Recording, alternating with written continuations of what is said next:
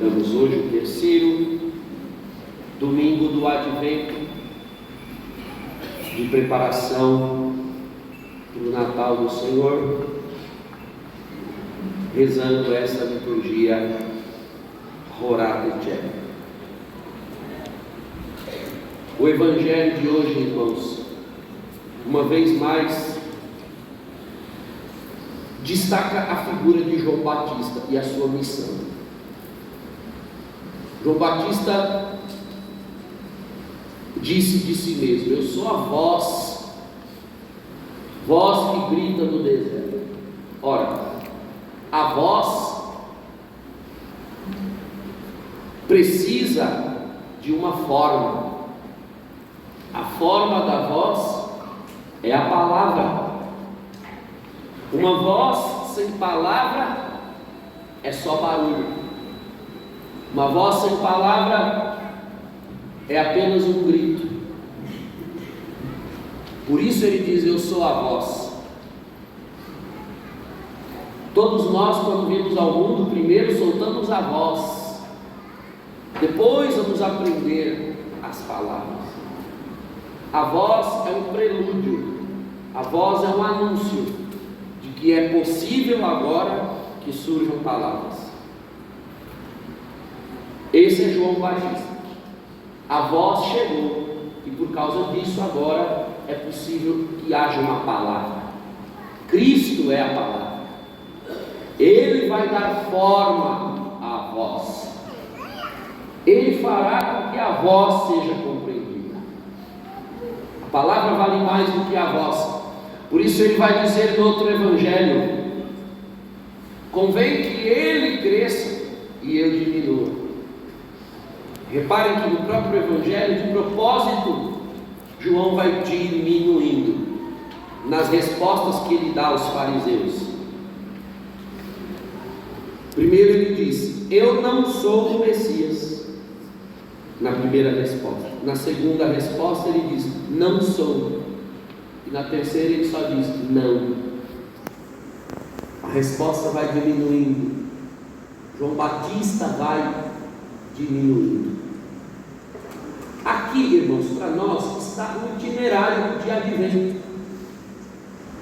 Quem deseja Cristo e deseja encontrar em Cristo felicidade, plenitude, satisfação, precisa ter coragem de diminuir, precisa ter coragem de desaparecer. O próprio Senhor vai dizer isso depois no Evangelho de Marcos: quem quer me seguir, renuncie a si mesmo. O cristianismo funciona assim, irmãos. É um grande desafio do cristianismo. Se você quer muito uma coisa, você deseja muito que Jesus lhe dê aquilo, lhe realize aquilo, o primeiro passo para conseguir aquilo é desistir totalmente dessa coisa. É um segredo que, por mais que haja tantos cristãos, por mais que as igrejas estejam sempre cheias, ainda é a minoria que se aventura em viver a lógica cristã de verdade. Você quer muito ser feliz, então a primeira coisa que você tem que fazer é desistir de fazer por si mesmo algo para ser feliz. Tem que investir em Jesus Cristo. Ele então te fará feliz. Ele te fará. Quanto mais eu diminuir, mais ele vai crescer. E crescendo em mim, ele vai realizando todas as coisas. A Escritura diz em Efésios 2 que o Senhor é poderoso para dar e realizar muito mais do que ousamos pedir ou imaginar. Mas para isso tem que desejar Jesus Cristo. E só a Jesus Cristo, nada mais. Despretensiosamente. E a pessoa vai vendo ao longo da vida com Cristo que as coisas vão chegando. as graças vão acontecendo, os benefícios de Deus vão se realizando. Mas tem que olhar para Jesus Cristo. Quanto mais eu diminuir, mais ele vai crescendo. Como fazer isso, irmãos? De forma bastante prática. É a segunda leitura de hoje da carta aos Tessalonicenses, em que Paulo dá um itinerário para os cristãos. Há bastante coisas aqui,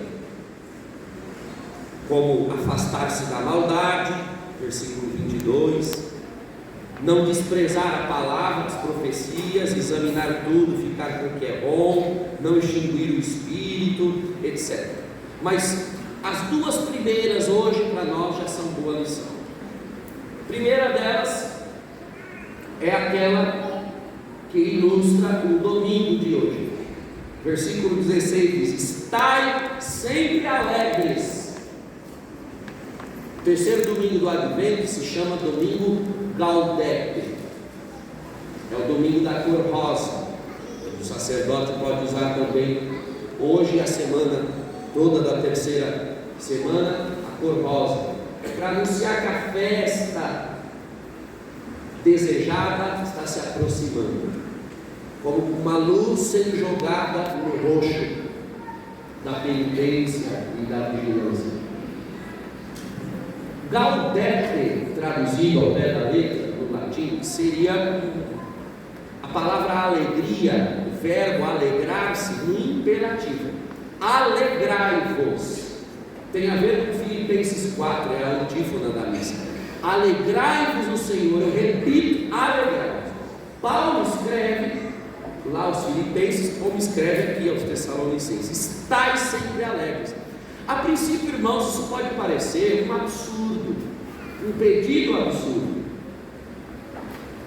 porque como é que você manda alguém ficar alegre?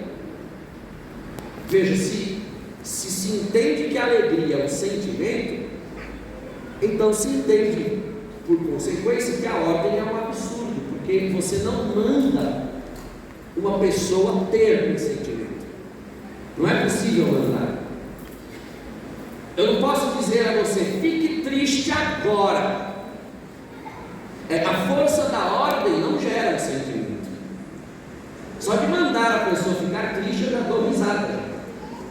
Porque você não pode me mandar sentir uma coisa. Um sentimento, ele exige um estímulo externo. Se alguma coisa externa não causar em mim sentimento, ele não pode acontecer. Então, para eu ficar triste, é preciso que haja uma desgraça, uma má notícia, enfim, algo de ruim que venha de fora e me entristeça. Ora, se é assim com a tristeza, então há de se entender que seja assim com a alegria. Para eu ficar alegre, não basta que alguém mande eu me alegrar, precisa acontecer algo que me cause alegria. Que você me diga algo engraçado, de preferência que você me faça um pix, aí eu vou ficar muito alegre. Veja, precisa acontecer algo externo, entende? Um estímulo que causa alegria. Mas na Escritura Sagrada, Paulo manda ficar alegre, e a Escritura nunca erra. Há algo aqui então. Para os cristãos, alegria não é sentimento, porque se fosse, Paulo não mandaria o cristão ter alegria. Quando Santo Tomás comenta esse texto, ele diz: há uma diferença para nós cristãos entre a alegria e o contentamento. O sentimento de alegria, na realidade, chamamos contentamento.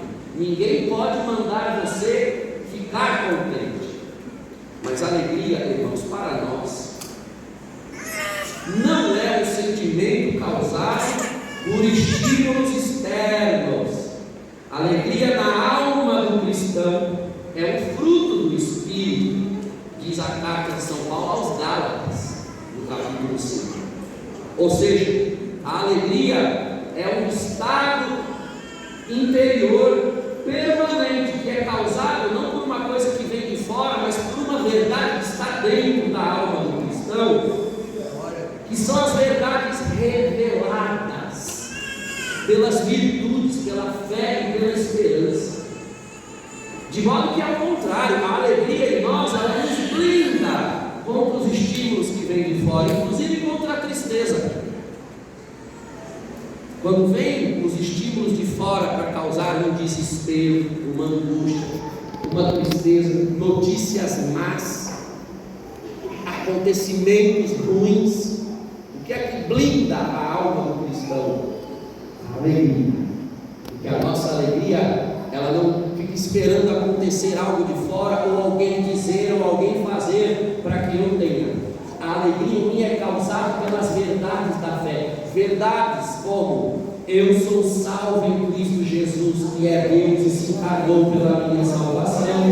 Verdades como: a sua carne e o seu sangue são doadas no altar para me alimentar, e nada pode me afastar do altar de Deus.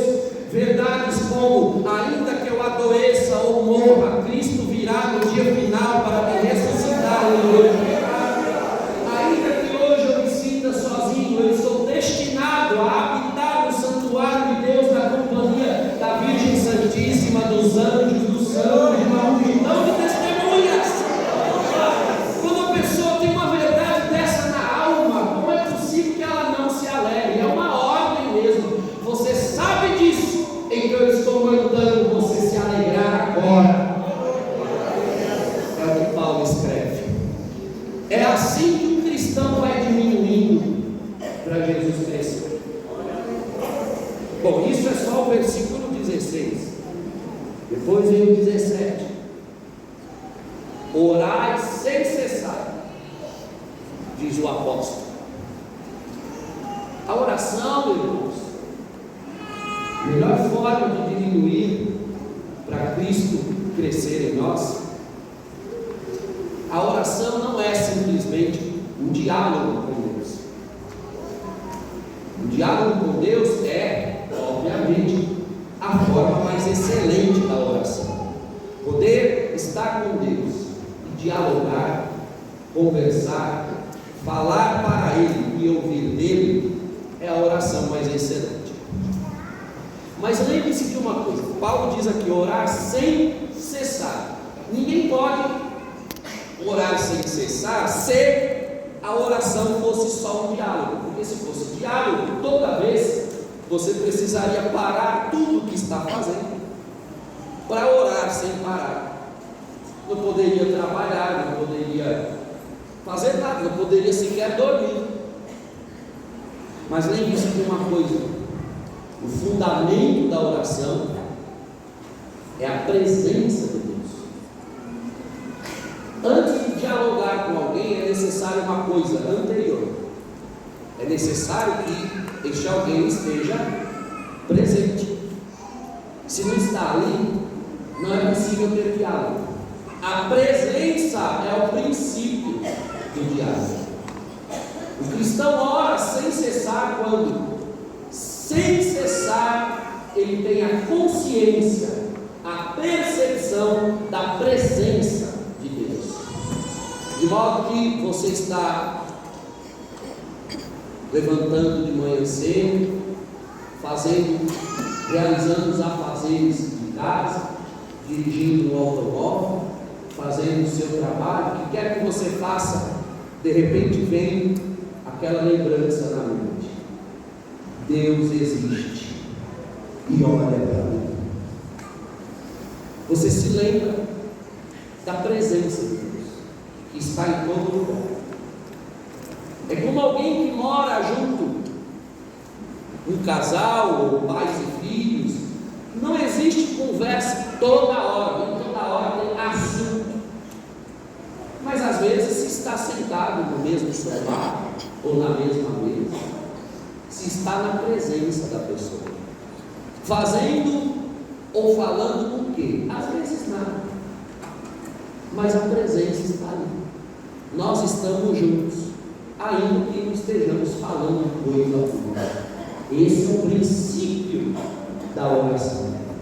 Aonde estiver, eu sei, o Senhor está comigo, anda comigo, olha para mim, me acompanha, vai à minha frente para me guiar, vai acima de mim para me vigiar, vai atrás de mim para me proteger. Quando eu tenho a constante consciência da presença de Deus, isso já é o princípio ininterrupto e sem cessar da oração. Vamos guardar o ensinamento de hoje e nos alegrar no Senhor, porque Ele vem, e saber da sua vinda é a causa de uma alegria que não pode ser arrancada de nós. Seja louvado nosso Senhor Jesus Cristo.